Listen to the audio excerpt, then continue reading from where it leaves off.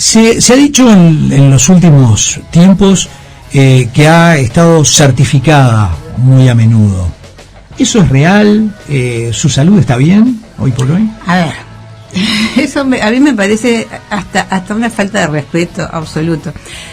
Preguntarle a alguien si la salud está bien o está mal. En mi caso particular, supongo que cada uno de ustedes puede tener una característica. Yo no tengo una salud buena desde que tengo 15 años. Yo tengo 10 operaciones encima porque tengo un tema de autoinmunidad. Sin embargo, fíjense en mi legajo, prácticamente no tengo faltas, y cuando me tuve que operar, porque mi problema está vinculado durante los embarazos se despertaba con una trombofilia y hice trombosis, hasta perdí un ojo en un tiempo, después no, y luego con los estreses, cuando uno está en situación de estrés, la sangre reacciona. La realidad es que es hasta una falta de respeto y una falta de consideración, porque sí es cierto que me dan licencias largas, y yo me reitero antes, me ha pasado toda la vida, porque cuando voy a las urgencias los valores los asustan. Imagino que el trabajo de los fiscales es estresante en sí, ¿no? Sí, el estrés tiene que ver con esta situación del caso de Astesiano le generó un estrés particular. ¿Vivió como nunca vivió un caso? El caso Astesiano me generó... soy magistrada desde el año 93. Integro el Poder Judicial desde el año 91. Tuve casos muy difíciles, nunca trabajé en una zona fácil. Yo trabajé casi 10 años en Maldonado, 8 años en Canelones, nunca estuve en zonas fáciles. 1 año y medio en Rocha, jamás estuve en zonas fáciles. Lo que nunca me había pasado es la presión y el aislamiento que padecí durante estas investigaciones. Fue una situación de mucho estrés, mucha exposición. Yo siempre traté de manejar un perfil bajo. Yo soy de las personas tan comunes que salía a tirar la basura en pijama. Ese tipo de situaciones que logré mantener durante 30 y pico de años se me terminó de golpe. Ahora no puedo ir a un supermercado, no puedo ir a un shopping sin que la gente me reconozca. Pero en este caso se pasó un poco la línea. La verdad es que incluso mi familia, no mis hijos por suerte, porque no tienen mi apellido, pero mis sobrinos, y les agradezco a todos porque tengo muchísimos sobrinos, mi familia es muy grande, son de todos los sectores políticos y todos se han peleado cuando se han tenido que pelear para defenderme porque me conocen. Ellos, algunos han tenido situaciones también feas. Pero cuando usted, por ejemplo, menciona la palabra presiones, ¿verdad? Estos días vemos hoy que senadores, legisladores de la coalición de gobierno le van a ir a plantear le plantearon al fiscal Juan Gómez que está muy lento el tema de la denuncia contra Charles Carrera, por ejemplo, ¿no?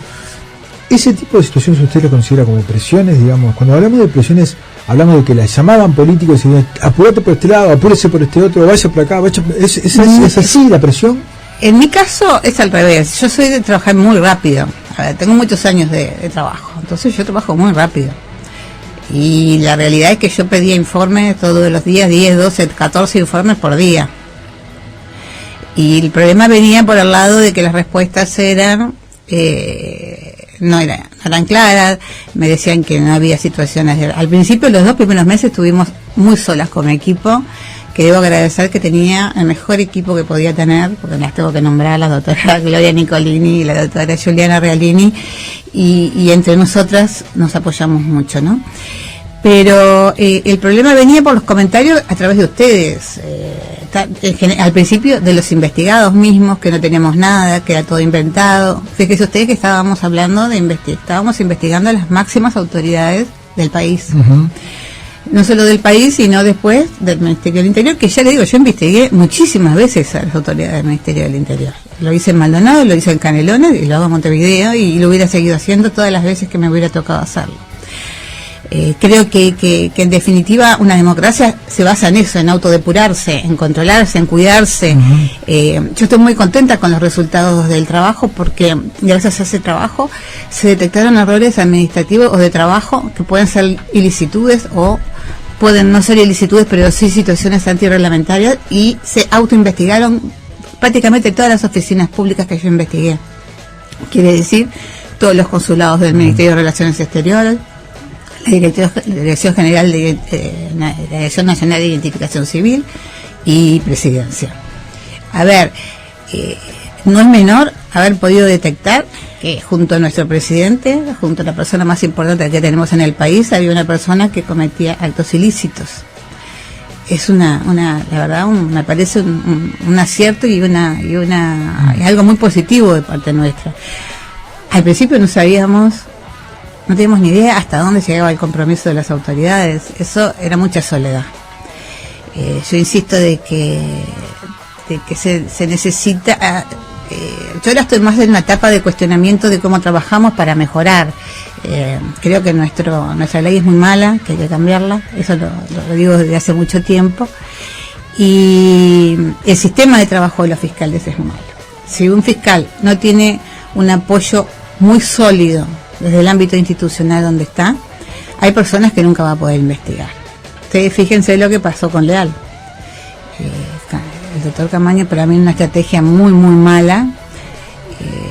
Hizo todo un show que terminó absolutamente desestimado por la Dirección de Asuntos Jurídicos de la Fiscalía, de una manera muy brutal. Prácticamente le dieron una clase de Derecho Procesal Penal a alguien que da clase de Derecho Procesal Penal en la UDE junto al doctor Jorge Díaz. Nada de lo que dijo era cierto, y sin embargo, en 2 días, por esa actitud, yo fui apartada.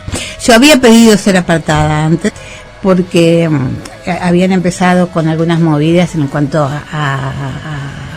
se habían tenido que trasladar a mi adolescencia para ubicarme en una ideología, en un sector político, y me parecía de que si no tenía un apoyo sólido de parte de mi superior, y si se contaminaba con temas políticos, como yo me formé en el Poder Judicial, donde nosotros nos autoimponemos una independencia muy, muy, muy profunda. Me parecía que no era bueno para las investigaciones esa mezcla que estaban haciendo. Entonces yo lo había pedido 2 veces, y las 2 veces me las habían negado. Me pareció que la resolución en 2 días por un show que no correspondía y que era absolutamente falso, todo lo que manifestó el doctor Camaño era falso. Yo lo único que pretendía era investigar a una persona como tantas, y una probabilidad es que estuviera archivado.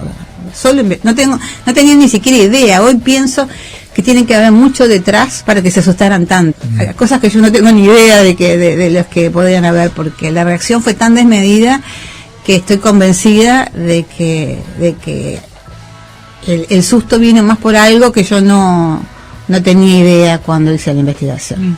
Fiscal, cuando dice si no tenemos el apoyo necesario, hay mucha gente que jamás podría ser investigada y nombra a Leal.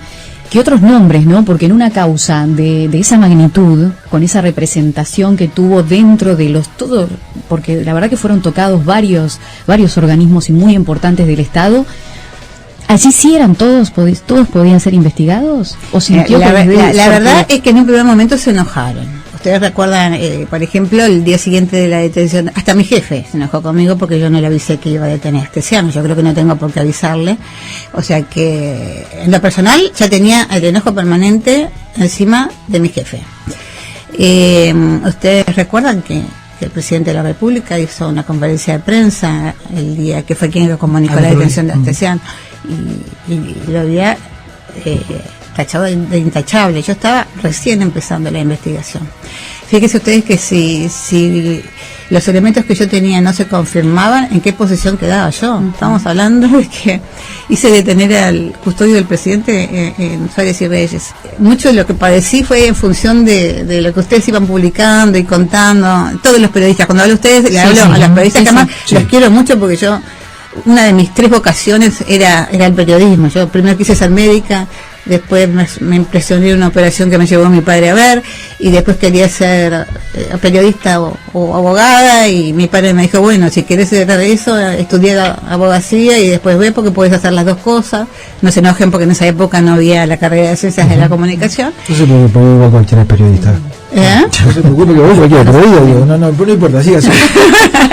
Bueno, y la realidad es que en ese libro que empecé a escribir, un poco me baso en lo que en cosas que se han dicho. Muchas eran muy falsas, otras se apoyaban en cosas reales. Por ejemplo, eso del tema de mis licencias. A ver, ustedes ninguno tienen ningún problema de salud.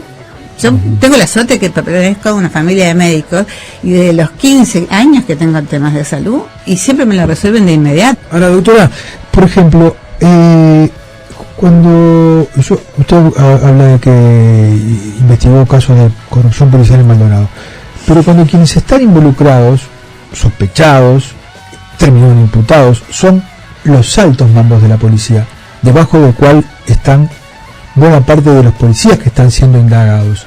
¿Se hace complicado investigar a la policía cuando el Ministerio del Interior no separa del cargo a quienes son los jefes de los investigados? Y bueno, es una complicación. ¿Cómo se solucionaría? Digamos? Y por eso yo digo que los 2 primeros meses estábamos solas, porque en realidad la respuesta no era muy...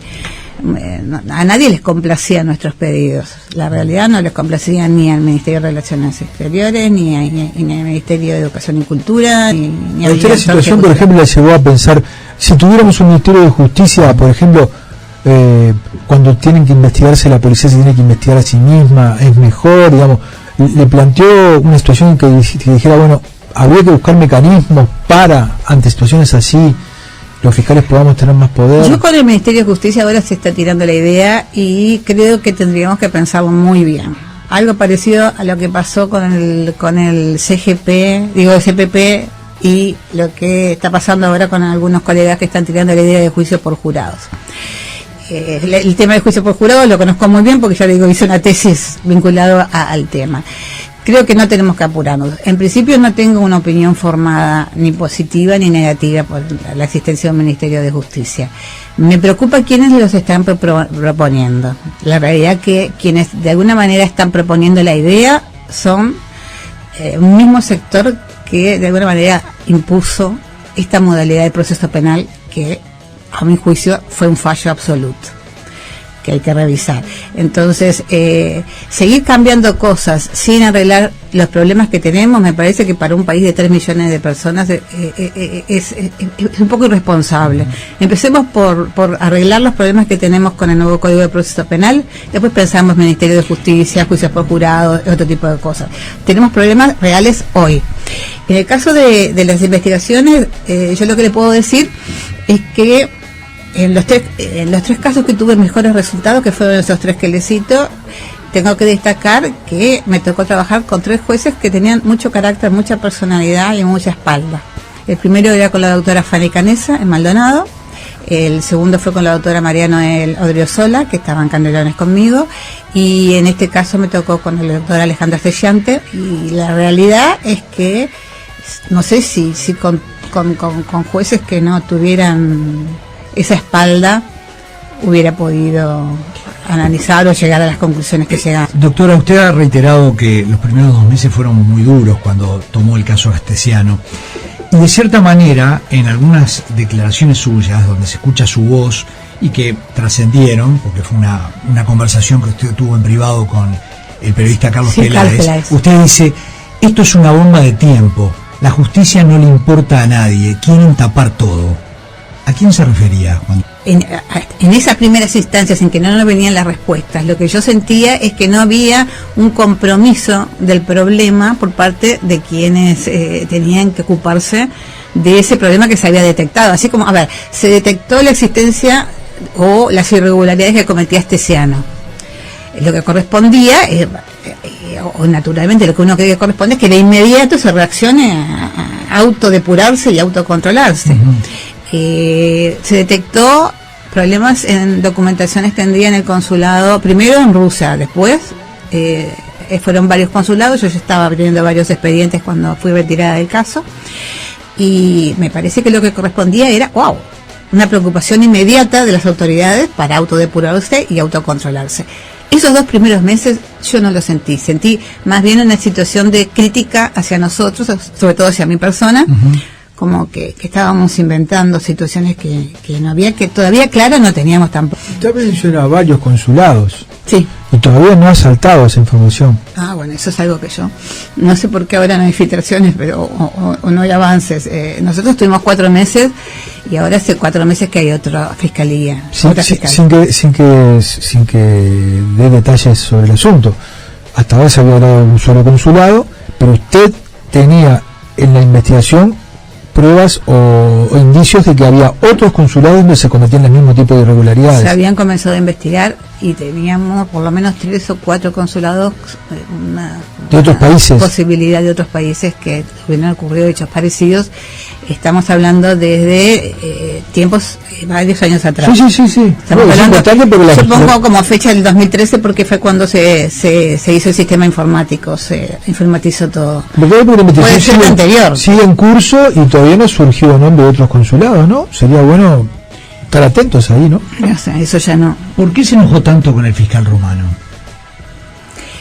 Yo me enojé con el fiscal Romano porque, a ver, yo soy de otra, quizá de otra época y a mí me enseñaron, soy de una familia de siete hermanos, 4 varones, que a las mujeres se las respeta. El doctor Romano entró a mi despacho, me encerró. Eso fue el hecho final, pero usted se enojó antes. No. Porque él se entrevistó con Astesiano. No, yo no me enojé antes. Bueno, eso dice, eso fue lo que trascendió, porque es lo que a usted le cayó mal que él porque fuera. Es lo que dice Romano, pero yo tengo todas las comunicaciones porque fueron por WhatsApp. Yo no, a ver, él me estaba subrogando a mí. Sí. Entonces cuando yo llego, mi equipo me informa. Romano fue a ver a Astesiano solo, sin nosotros. ¿Y qué pasó? No sabemos nada. Le mando un mensaje y le pregunto, ¿dónde está el audio? ¿Qué pasó? Es mi caso. Después me entero que le había hecho una propuesta a la mujer de Astesiano para que declarara como testigo de intimidad. Nunca me lo comentó. Es mi caso, me estaba subrogando. Pero lo peor es que no iba con mi equipo. Eso no es enojo, eso es responsabilidad. Yo tenía que saber exactamente qué novedades positivas o negativas habían surgido en mi expediente. Era mi caso. No va a encontrar una sola palabra de enojo. Es más, me resulta increíble lo que dijo Romano porque fue él el que me pidió que yo volviera el jueves para la audiencia, la segunda audiencia que había con el doctor Camaño. Y yo digo, pero yo no puedo volver si estoy con licencia para una audiencia. Yo si estoy con licencia no puedo trabajar. Entonces mi equipo, en ese momento me comuniqué con mi equipo y me transmitieron que estaban muy mal, estaban pasando muy mal. Entonces yo me comuniqué personalmente con el fiscal general y le dije que yo ya me sentía mejor y que me parecía que era peor que mi equipo se enfermara y que si él estaba de acuerdo me reintegraba el lunes. Y él me autorizó. Todo eso fue vía telefónica. Y están las conversaciones porque está todo en WhatsApp. Yo tengo todo grabado. Esto derivó en una investigación administrativa que fue archivada y, o sea, lo que usted decía que pasó, esa investigación... No, lo que yo sé que pasó lo dijeron las 2 personas que estaban presentes. Yo no entiendo cómo... A ver, el tema es, acá hay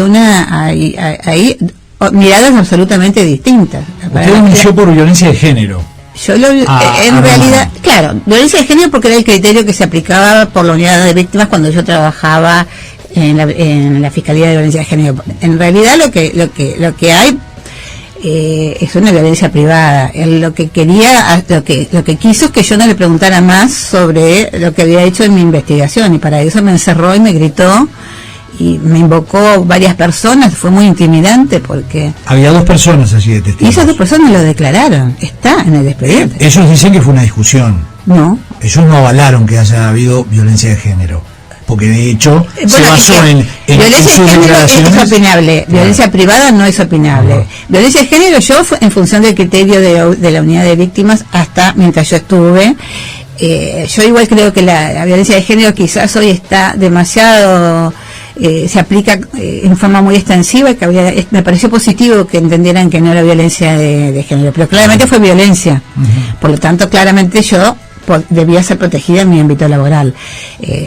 No violencia de género, eso lo acepto y me parece bien que volvamos atrás un poco y que no seamos tan yo soy feminista, pero no creo que no hay que extralimitarse, que quizás en algún momento hubo una extralimitación. Lo que hubo es una violencia clara, privada, porque el encierro y los gritos y la mención de un grupo de personas como opositoras a mí estaba vinculado a que yo no le preguntara lo que él había hablado con Astesiano, y es mi caso.